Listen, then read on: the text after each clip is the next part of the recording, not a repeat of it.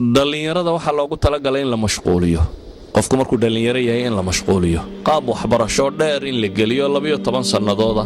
oo asliyan ku salaysan in da'da intuu ka yariyo qofka si loo hay karo aanu suuqa shaqada iyo waxa si soo gelin Beckham iyo Maradona iyo kan iyo hebelada tani waa la inoo buunbuuniyay deetana wax weyn oo ajaba baa laga dhigay laakiin really haddaad aqli fiican ku eegto maxay qabtaan caag baa loo neefeeyaa deetana area la yiraahdo laba birood dhex geliya soo intaas nolosha bini'aadamka maxay ku kordhisaa caag hadii la neefeeyo oo deetana laba birood laga dhex saaro waxba kuma kordhiso laakiin waxa loogu talagalay in qaabkan la inoo fakarsiyo waxa la yidhi ninka kani caaga la neefeeyo labada birood dhexeeyo 40 milyan oo dollar ku qaata $40 million ayuu ku qaataa waxa jira Western Europe maxaa waxan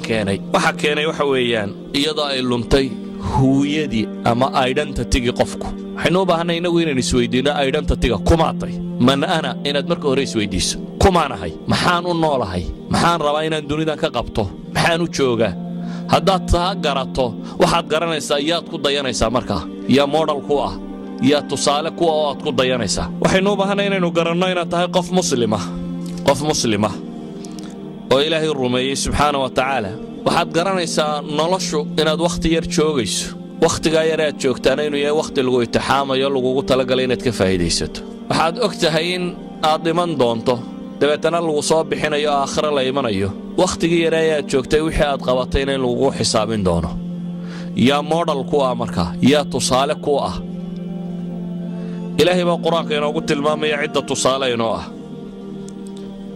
إلهي سبحانه وتعالى أنتو أنبياء كسوا والرميب وحليهي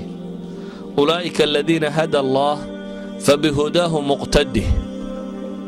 كوا سبا إلهي سبحانه وتعالى وكوي ألا هنونيي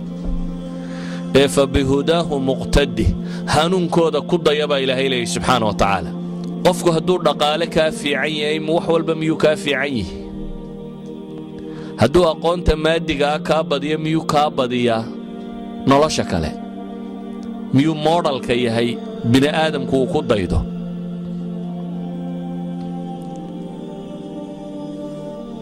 caalamkaynu maanta joogno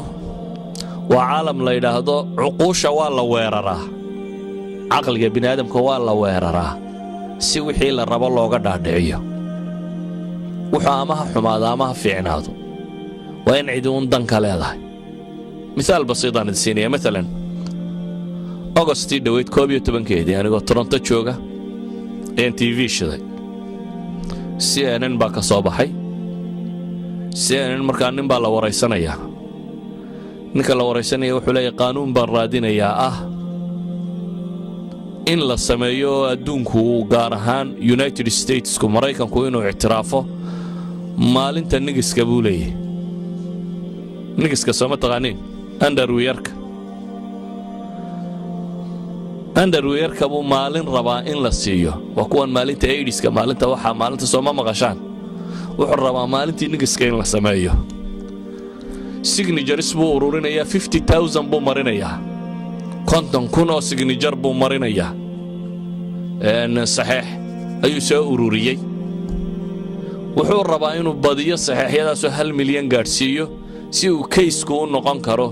case stortingahoodii يعني كونغرس كله هردق كرو ومركز لوجا دودو مالنت نجسك حيويدين مالنت نجسك محلقة فائدة يا بيد هذين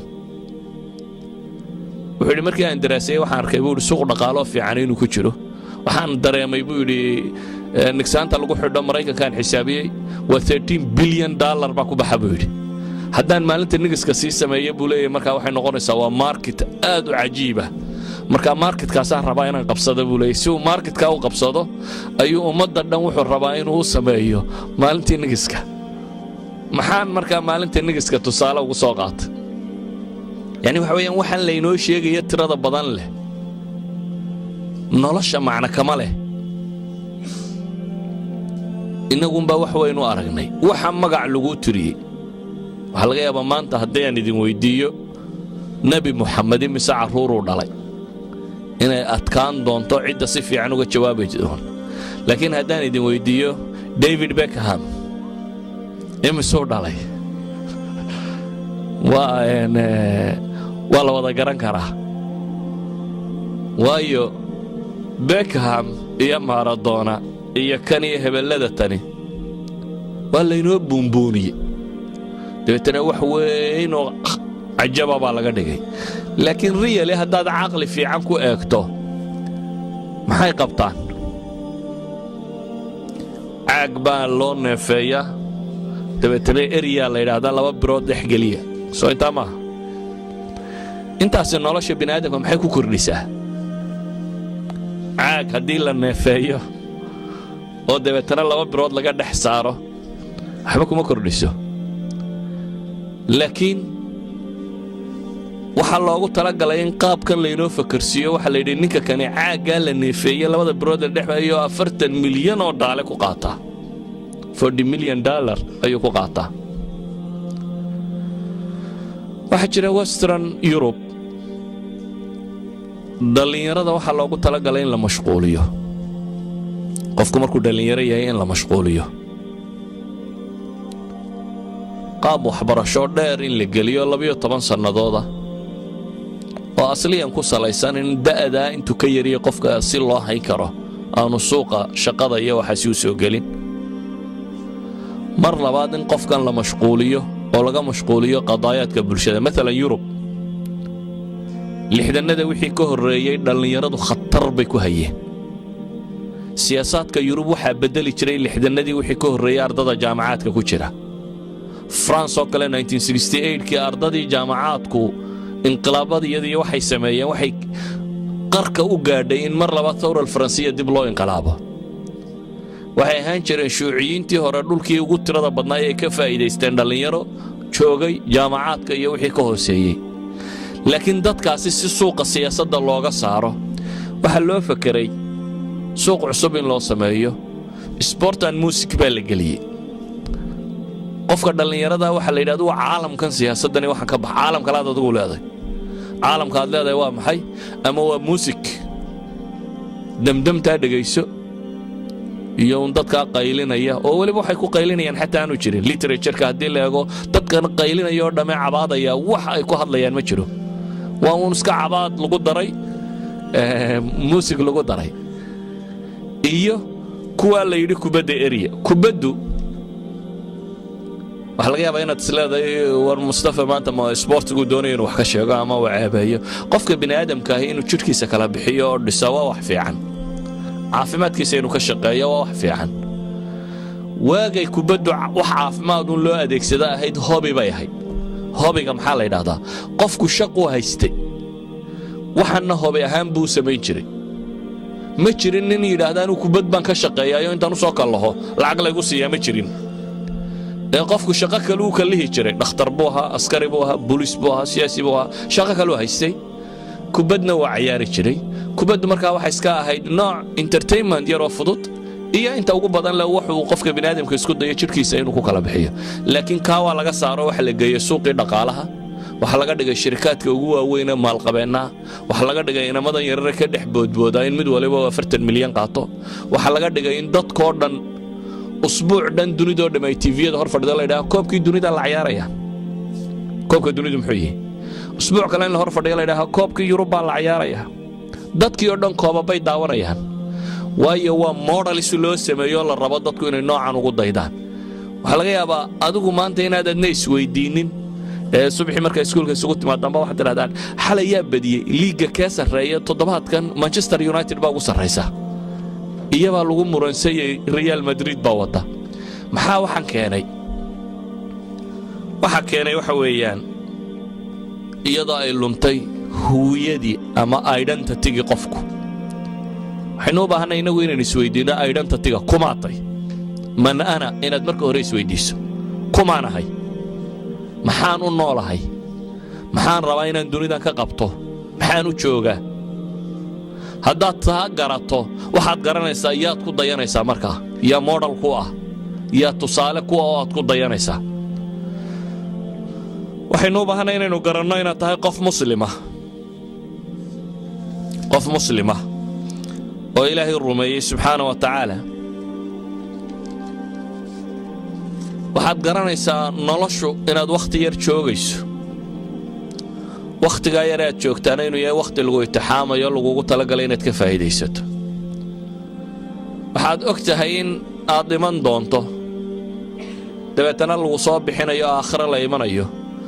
wakhtigii yar aad joogtay wixii aad qabatayna in lagugu xisaabin doono yaa model ku ah markaa yaa tusaale ku ah ilaahay baa qur-aanka inoogu tilmaamaya cidda tusaale inoo ah إلهي سبحانه وتعالى أنتو أنبياء كصور رميبو وحليهي أولئك الذين هدى الله فبهداه مقتده كوا سبا إلهي إلهي سبحانه وتعالى وكوي ألا هنونيي فبهداه مقتده هنون كودا كودا يبا إلهي إلهي سبحانه وتعالى هنون كودا يعني السلوك كودا رقم كودا qaabkay u fakarayeen qaabkay u cibaadaysanayeen qaabkay nolosha u arkayeen siday u fakarayeen iyaga kaga dayda baa ilaahay yiri ilaahay qur'aan uu soo dejin kari lahaa sidiisa u qoran oo dadka la yiraahdo akhristo faahfaahsan laakiin ilaahay wuxuu soo diray waxyi kasto uu soo dejiyay rasuul baa la soo raaciyay rasuushu maxay qabanayeen waxay qabanayeen inay noqdaan tusaalaha xayiga tusaalaha nool ee loogu talagalay bini aadamku inuu ku daydo si uu u raaco waxay ahayn tusaale la rabo in dadka la tusiyo koo waxaan la faray inuu yahay wax la samayn karo fi maqduuri albashar bini aadamka awoodiisa wax ka mid ah inuu yahay inuu dariiqa saxa yahay qaab nololeedka ugu fiican inuu yahay ciddii tilmaami lahay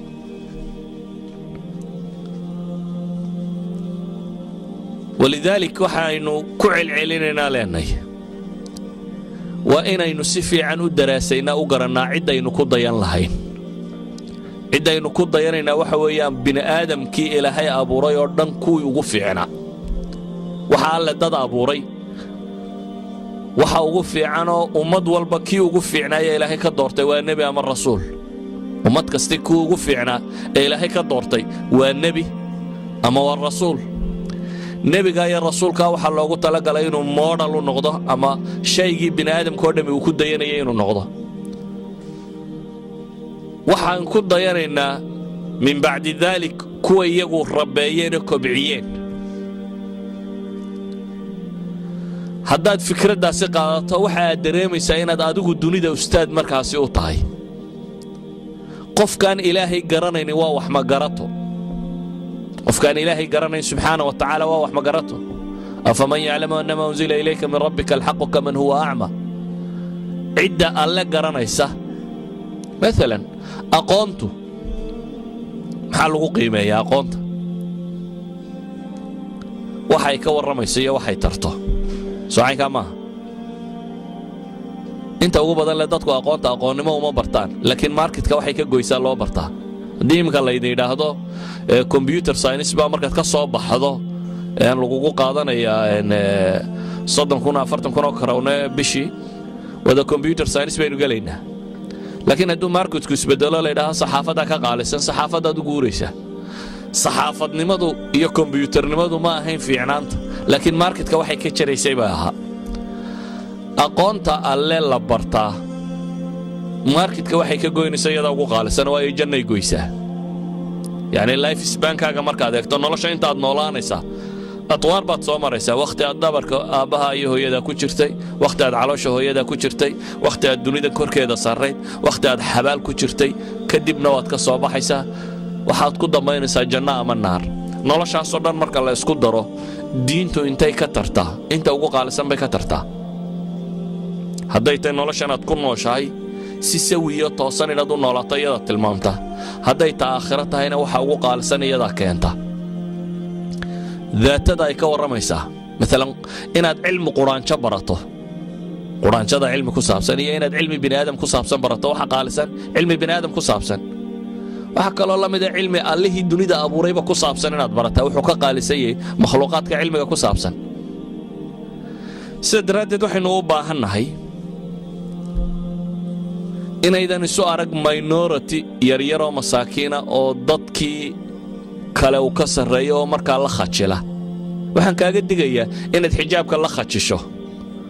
ama salaada aad la dhuumato markaad iskuulka salaada ku tuko waxaad leedahay xagaad ku tukataa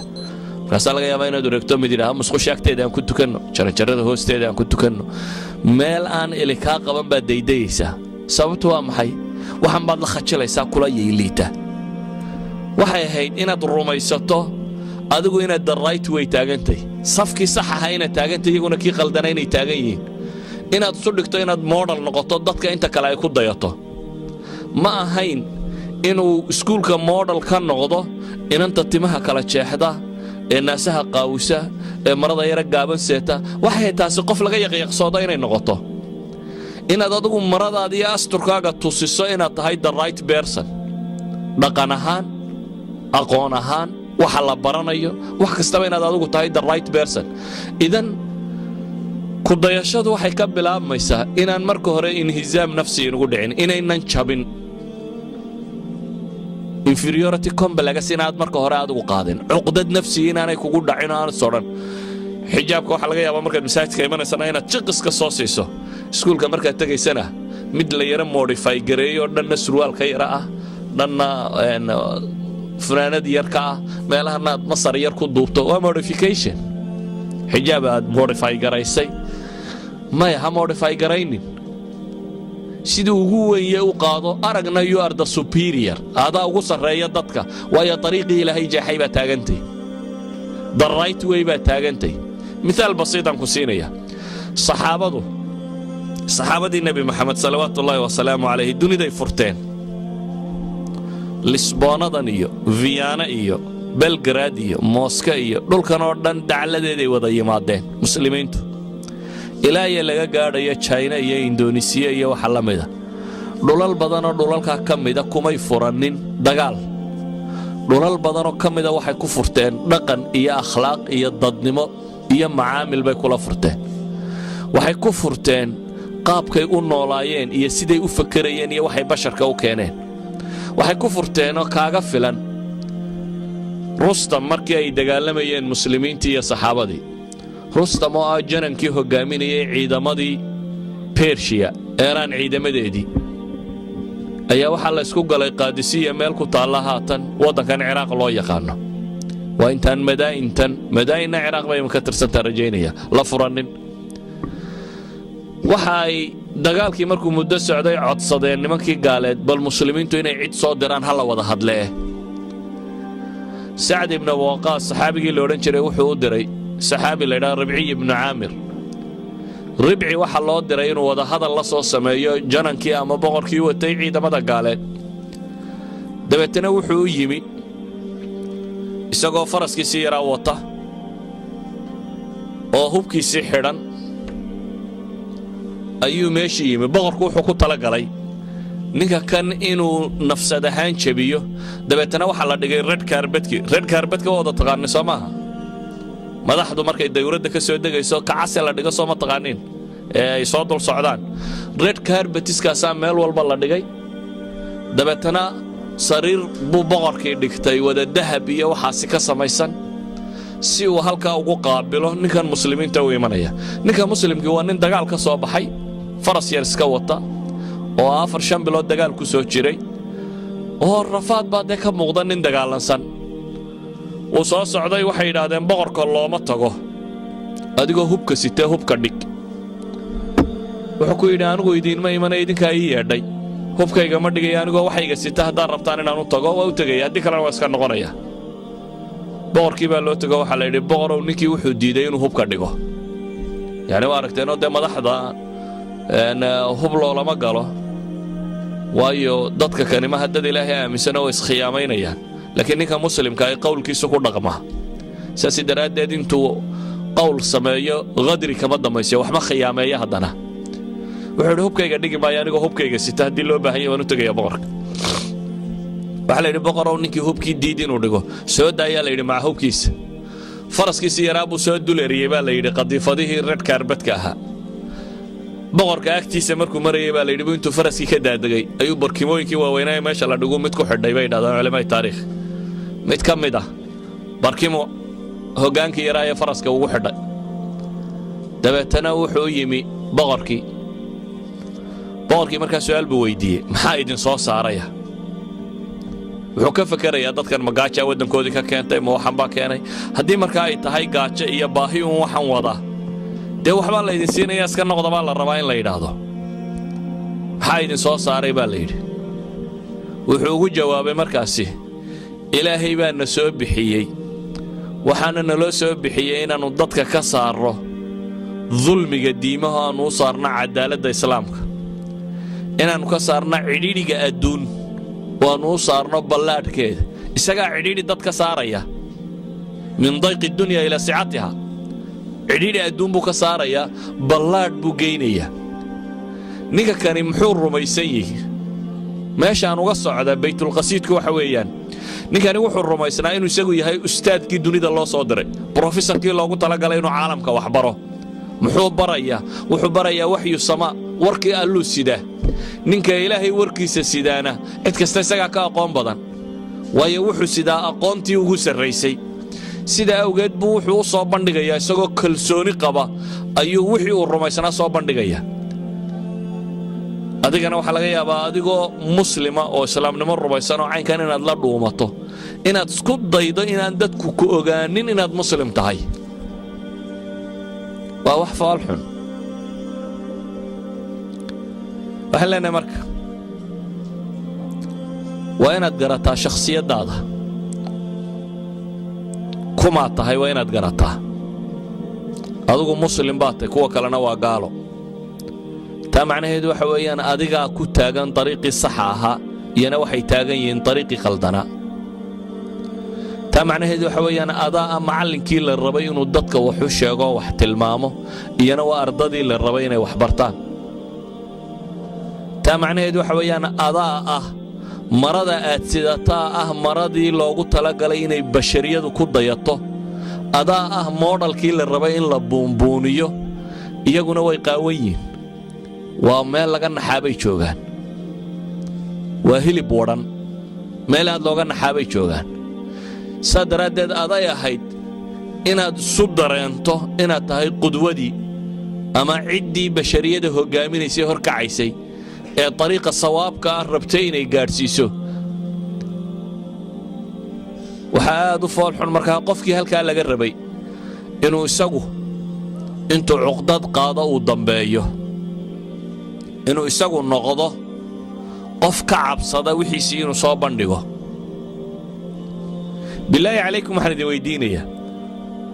haddii inanta isqaawisaa isqaawin ku faanaysa adigu maxaad mare ugu faani kari weyda yacni say macquul u tahy hadduu kani gaalnimo ku faanaya ilaahay ma rumaysnay ilaahay baan rumaysanay si aad ugu faani kari weydaa ahlu naar baan ahay hadduu kuugu faanaya ahlu jannaan ahay si aad ugu faani kari weyda geeddi naar ku sii guuraya inaad daba guurtaa miyay fiican tahay adoo janno arkaya geeddi naareed dadaad aragto hayaana oo guuraya oo naar u sii raran inaad ka daba guurtaa miyay fiican tahay adigoo awoodi karaya inaad janno u guurto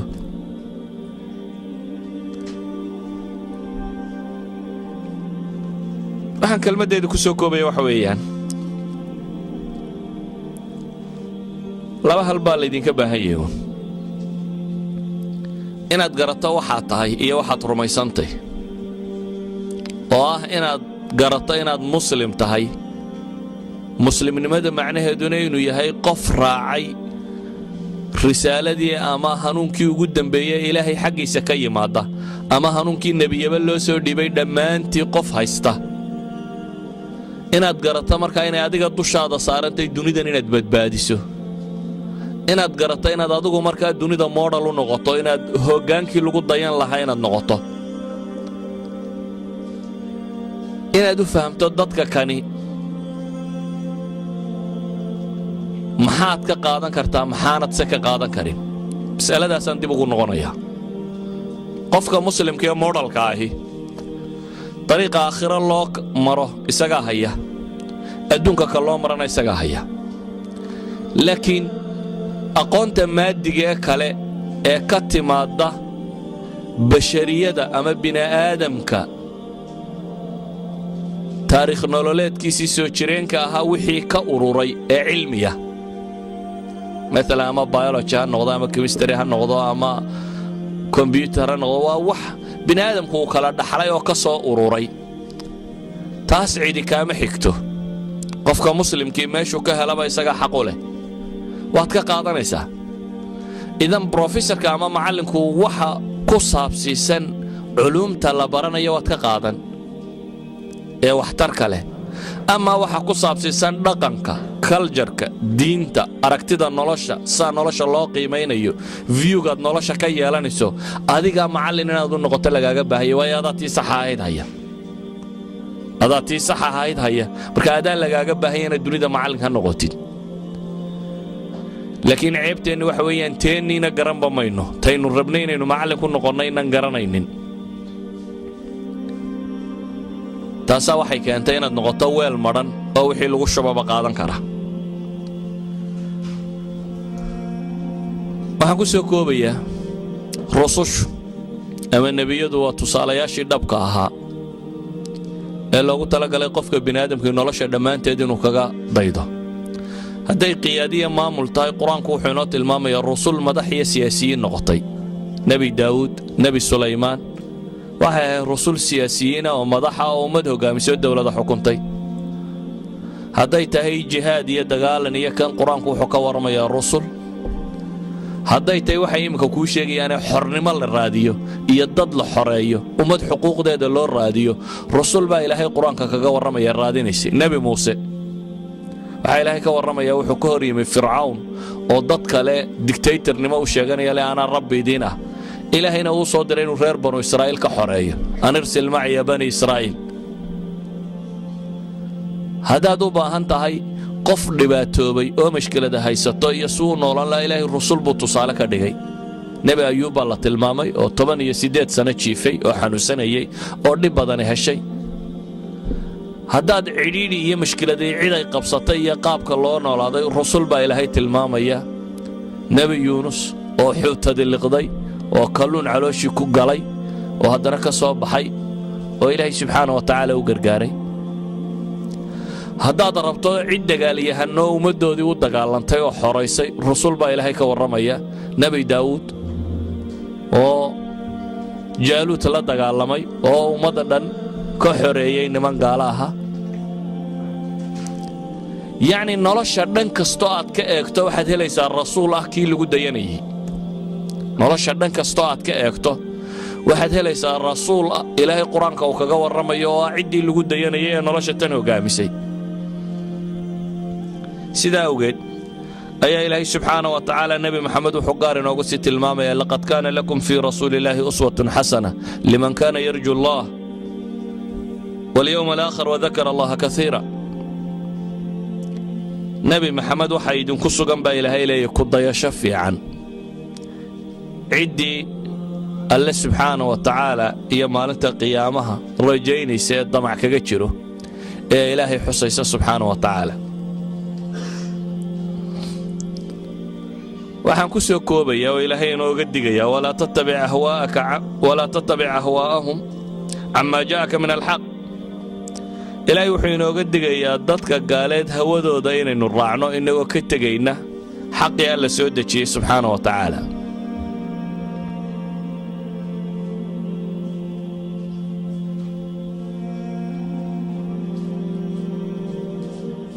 waxaan ku soo koobayaa marka oo warkaygoo dhammi yahay idinkaa aad tusaalihii la rabay in lagu dayda idinku cid idinka liidata ha ku dayanina cid idinka liidata ha ku dayanina ha laydinkaga daydo laakiin islaamnimo dhaba ma aha in marada qura laydinkaga daydo waa in dhaqan oo dhan laydinkaga dayda dad run sheegaya oo run ku dhaqmaya oo deeq iyo wax bixin leh oo ballan oofinaya oo hoomweegiisa ka shaqaynaya oo macallinkiisa ixtiraamaya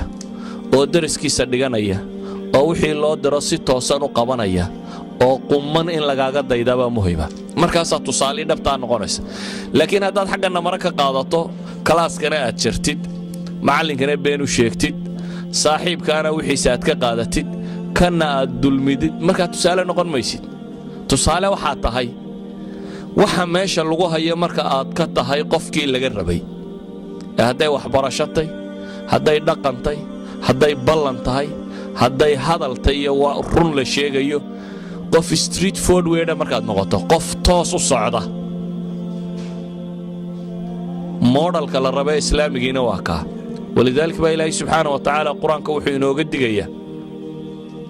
inaynan odhan lima taquuluuna maa laa tafcaluuna kabura maqtan cinda allahi an taquluu maa laa tafcaluun inaynan bad example ka noqonin diinta waxaan aad uga cabsi qabaa inaynu inagu dadka diinta ka celinno nidhaahnaha soo gelina waayo diintu hadday innaga ina anfici weydo war idinkeeda anfacaysaa soo gala say suurtagal u tahay waa in dadka diinta aynuugu yeedhayna ay noqoto dhaqankeennu inuu dadka dacwo gaadhsiinayo waa laga yaabaa afafku inaynuguba adag yihin inaynan si fiican ba isu fahmin laakiin kaljarkaaga iyo dhaqankaagaa yeedhaya haddaad adigu qof quman tahay meeshaad ka shaqayso meeshaad wax ka baranayso meesha aad joogto cidda aad la saaxiibka tahay markaad si quman ula dhaqanto qumanaantaadan baa dacwada sheegaysa warkaale ee ilaahay rumeeya ha noqonina markaasi diinta kuwii dadka ka celiya oo bad examples ha noqonina tusaale xun oo dadka diinta ka celiya ha noqonina ee waxaa noqotaan tusaale fiican oo dadka diinta u soo haga waxaa noqotaan dadkii mujtamaca kani u idin wanaajiyey norwijigu saacinkaa maaha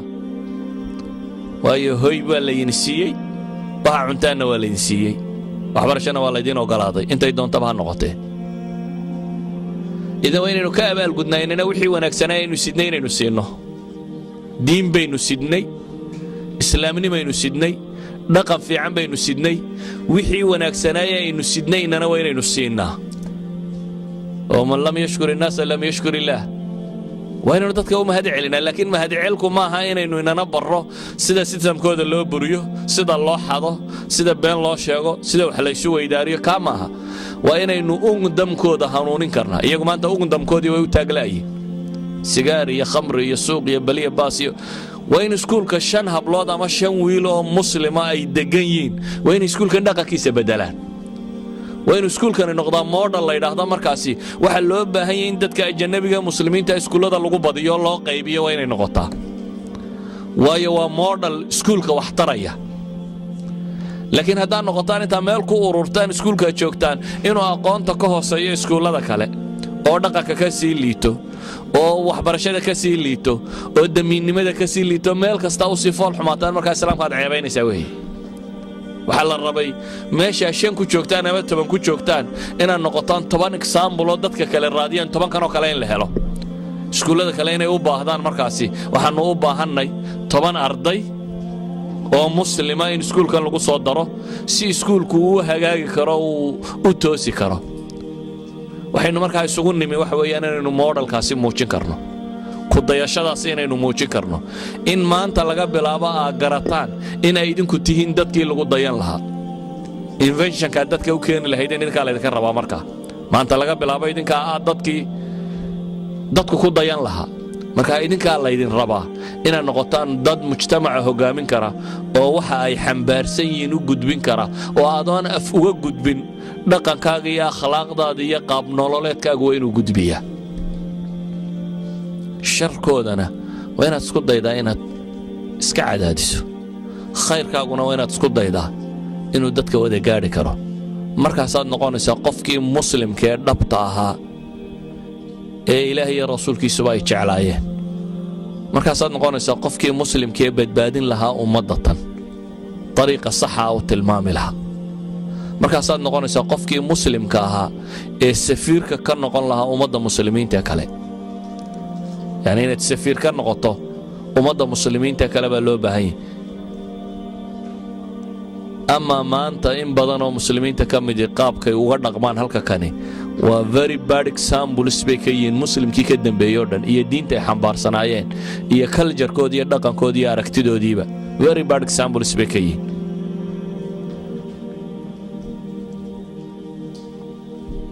waxaan ku soo koobaya markaa dad ba idinka u fiican ha jabina uun yani dad ba idinka u fiican intaad muslim tihiin laakiin cuqdadana infan dareera baan hayo kan baan hayo minority baan hayo waa la xaqiraya waa la yasayada ka baxa infan dareeraa tahay muslima baa tahay hogaamiye baa tahay waxyigii samada sida baa tahay qofkii la rabay dadku inuu ku daydo baa tahay daadis waxa la rabaa inay adiga ka dhaadhacdo haddaanay adigaba ka dhaadhacsanayn dadka ma dhaadhicin kartid laakiin adigaan rabaa inay ka dhaadhacdo inaad tahay infan dareere muslima oo kii siday waxyigii cirka laga soo diray ee bini aadanba inuu ku hanuuno loogu talagalay kii siday baa tahay then you should be a good example. Assalamu alaikum wa rahmatullahi wa barakatuh.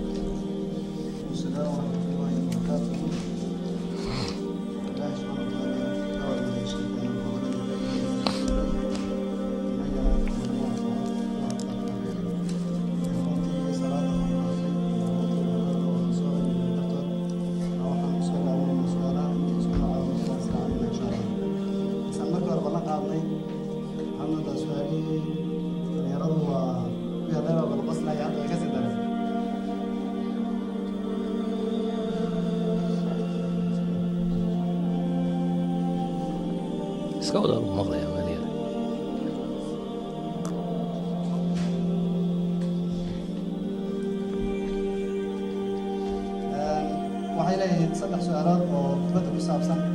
laba waa isku mid waxayna leedahay nin dhalinyaro haddii uu koox u ciyaaro oo dee uu noqdo xidig sidii David Beckhamkii laga sheekeynayo oo kale ma dembi baa ku jira waa tan labaad su-aasha labaad waxay leedahay waa islaayadii oo banoonigii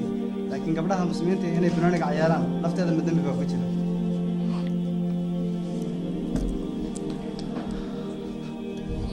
waxaa runtii u baahan inuu qofka muslimkii marka hore ogaado roolkaad nolosha ku leedahay waa maxay ma inaad cayaartaabaa dunida u timid yacni maxaad u nooshahay qofku hadduu garan waayo wuxuu u nool yahay dan waxaad qabataba garan maysid sheekh zandani la yidhaha cabdilmajiid zandani xafidahullah ayaa maalin maalmaha ka mid a isagoo la hadlaya nin brofesor oo ingiriis oo caana ayuu wuxuu weydiiyey warishu maxay tartaa buu ku yidhi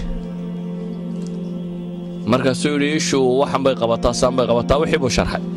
human physiology-ga wixii lagu sharxi jiray ama human anatomy ayuu sharxay markaasuu haddana cudwi kale weydiiyey halkani maxay qabataa waddu muxuu taraa kani muxuu taraa markii dambe wuxuu yidhi cilmiga kan cilmi alwadaa'if alacdaa baa la yidhaahdaayo wuu sharxay wax waliba waxan bay qabtaan saan bay taraan wuxuu weydiiyey waxaad ii sheegtay jidhkaaga shay kasta oo ka midii waxa uu taro ma shaynimadiisuu qiimo ku leeyahay mise jidhku waxu taraa baan ku weydiinayaa buu yidhi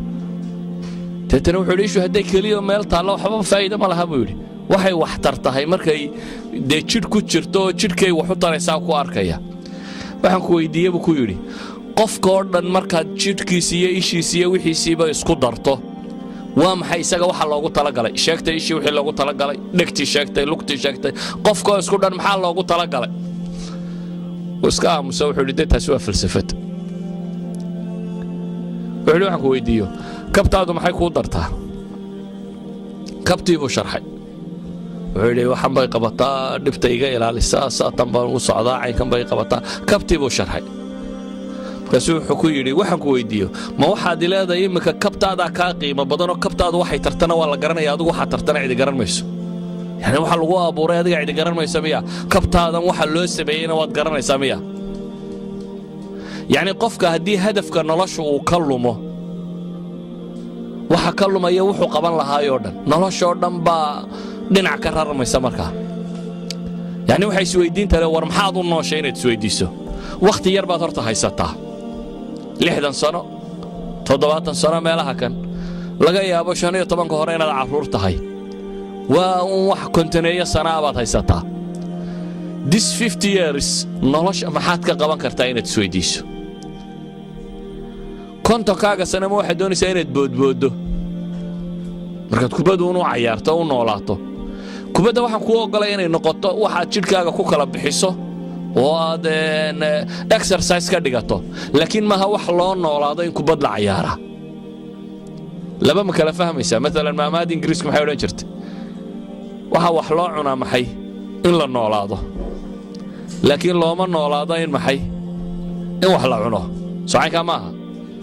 cunadu faa'iido ay leedahay waxaad wax u cunaysaa inaad ku noolaato laakiin ka waran qofka u nool inuu wax cuno noloshiisaba ka dhigtaa inuu wax daaqo oo wax cuno uu fadhiyo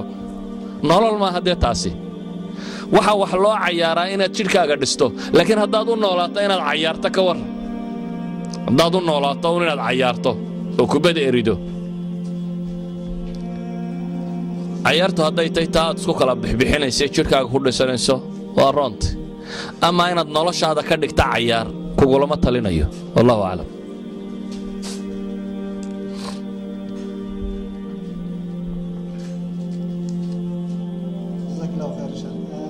سؤاله هو بدأ لك مصير يعني على سؤال هذا سؤال واحد ليه قف ليه ما دام شو خيري صلاة دي يعمل قف ولا ومن يعمل كل يوم دي أنا شيخ بسكول دكتور ما شقيه لكن صلاة دي يعمل قصان سكيت كذا حدا بيجي سو قال هاي طلع بعد أصلا سؤال واحد قبل المسلمات هيدر كل جنة حرته هاي دين تقطع صلاة سعديان مرمر وانتكذا ومر كلام كتجو أيضا سمع حدا بيهم بغنية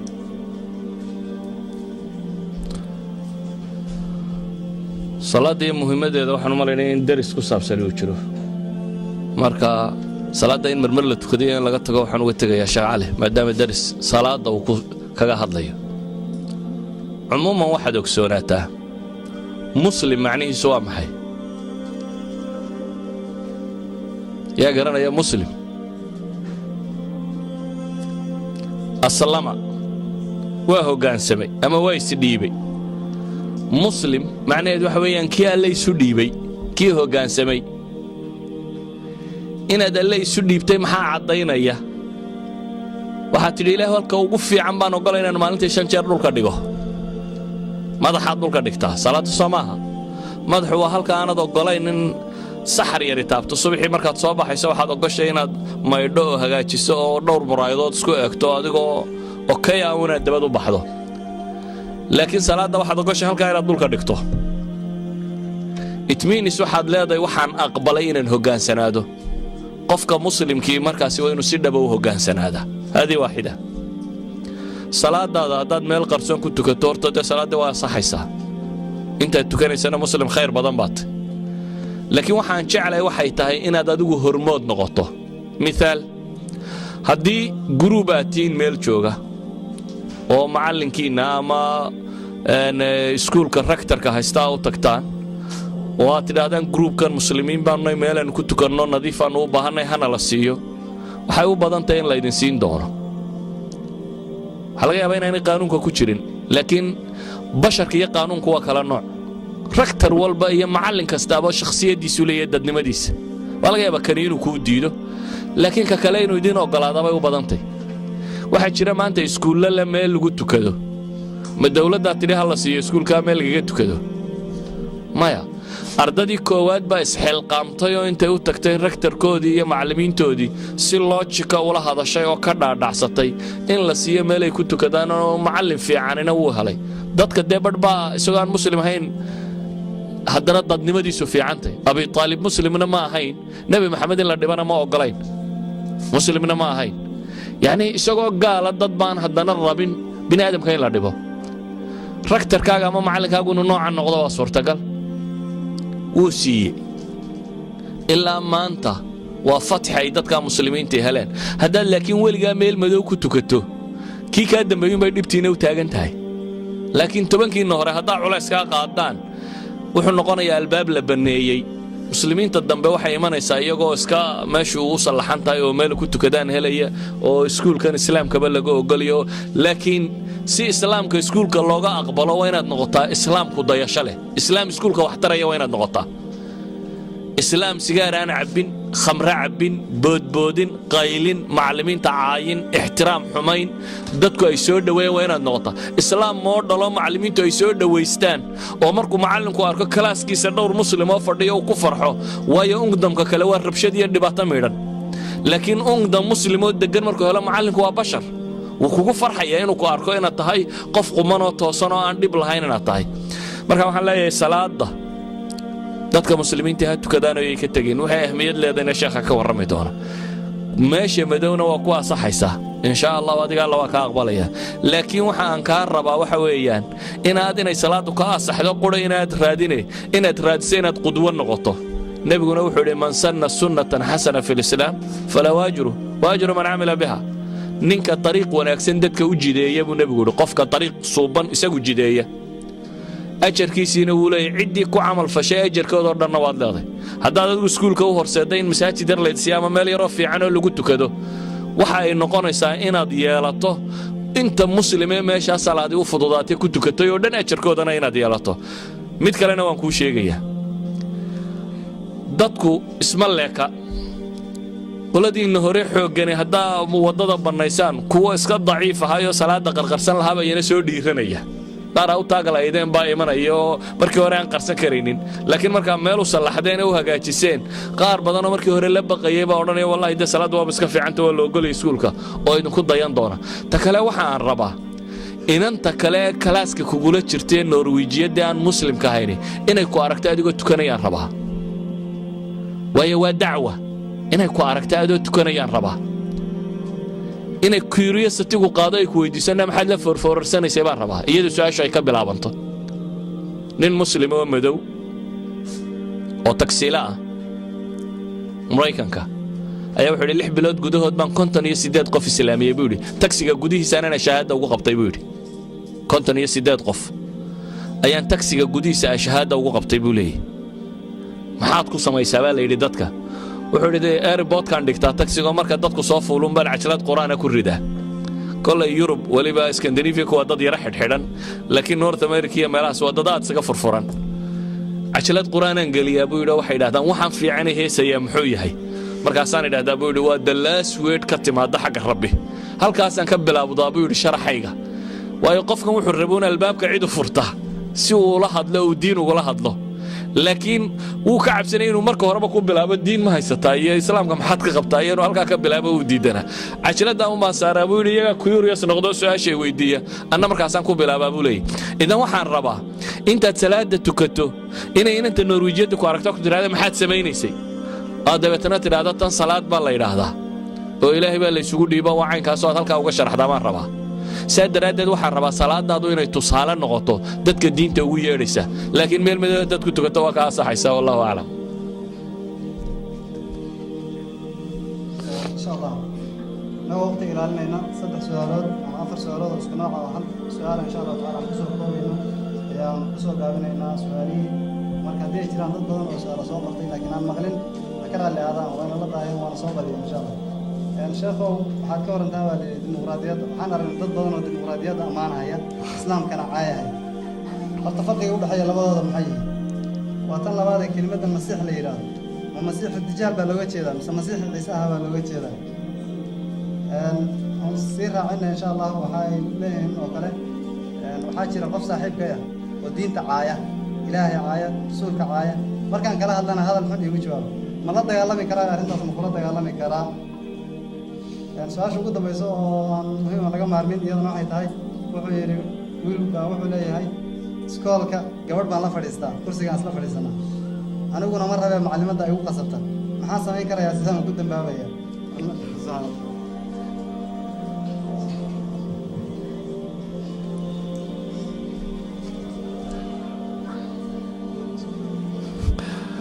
كلام قرون ويوحي سؤالي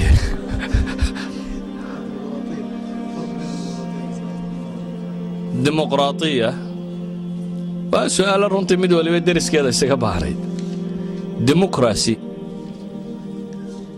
وكلمة لبا كلمة دودو أف غريقة ككوبان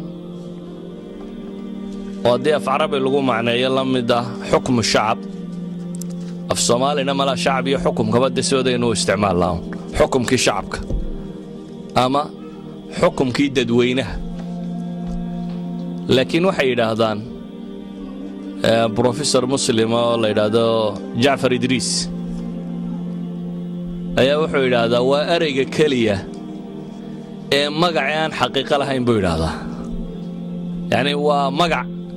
عن حقيقة لهين ويدوني ده لما ركبوا يدي يميل شعب دمي وحكمه ما تشيله على كل حال والنظام كاسي كسليسن ونظام سياسي سيدو هذا ويالو دونيدو يسقط على عيسي أركان أي كتهاي إن لك على صار صدح السلطات أما صدح ذا معمول يا سلطة قضاء أما جوديشرية أما قلادة محكمة هاي قار نقضان سلطة التشريع وحوي قانين أما برلمانتيريان كو قار نقضة إيه سلطة الدولة نمو أما حكومة وزير دي رئيس الوزراء وحيلا نوعي قار نقضان ما أنت نظام كدونيدو قاب كو يالو waxay dhaadaan dimuqraadiyaddu saddex qaybood baa loo qaybiyaa mid dunida kama jirto oo waa tii erayga dhabta ah uu sheegayay oo aan shacabku xukumo Athens baa ugu dambeysay bay yiraahdaan xataa Athens markay ka jirtay bay yiraahdaan ma ahayn dimuqraadiyad waayo shacabka oo dhan looma wada ogolayn dumarku kuma jirin caruurtu kuma jirin adoomuhu kuma jirin citizenshipka rasmiga qofkaan lahayn kuma jirin waxay ahaayeen koox yar oo kooban oo filosofara iyo in dad oo la socotay kaamarka la soo dhaafo labada nooc kale ay leedahay waa nooc la yiraahdo nidaam al-jamciyaat hal dawlo qura dunida kaga dhaqanta Switzerland wadanka la yiraahdo weeyaan waa saddexdii sultadood oo koox qura isku wada hayso oo ah baarlamaanka ayaa qudaaduna ka tirsan yihiin madaxweynuhuna ka tirsan yahay wuxuu dhamaba koox qura ku soo ururta deetana nidaam al-jamciyaat nidaam la yiraahdo si kala daadaga qaybteeda kale waa qaybtan loo yaqaano parliamentarianka oo yana laba qaybood u qaybsanta qayb parliamentarian qayb raasiya ama qaybtan baarlamaan la doorto baarlamaanku ra'iisul wasaaraha doorto iyo qayb madaxweynaha toos loo doorto ta Mareykanka isku soo duuduub waa nidaam ku salaysan midka u fiirso xaq iyo baatil ma yaqaano cod dheeri buu yaqaanaa wanaag iyo sama ma yaqaano cod dheeri buu yaqaanaa waa maxay taa macnaheedu wuxuu xataa hadduu xun yahay oo uu cod dheeri haysto waa xalaal hadduu san yahay oo aanu cod dheeri haysanin waa xaaraam erayga ma fahmi karaysaa maalan khamrigu waa maxay cid tidhaahda wanaagsan ma jiro dunida ku nool maya laakiin cod dheeri buu haystaa inuu xalaal yahay baarlamaanku ma mamnuuci karayo homosexualku miyuu fiican yahay homofilku cida maanta ma jirto laakiin hadduu cod dheeri haysto isagaa soconaya idan markii Yurub diimuhu ay tira bateen ee afkaarta tira badatay ee wax walba tira badatay qaab ay wada noolaadaan waxay u doorbideen inuu noqdo cod dheerida yaale dabeetana ciddii 51% heshaawun inay meesha maamusho islaamnimadu kaaway ka gadisantay islaamnimadu waa waxyu samaa alla soo dejiyay laakiin haddaad si kale u eegto waa doodi karnaa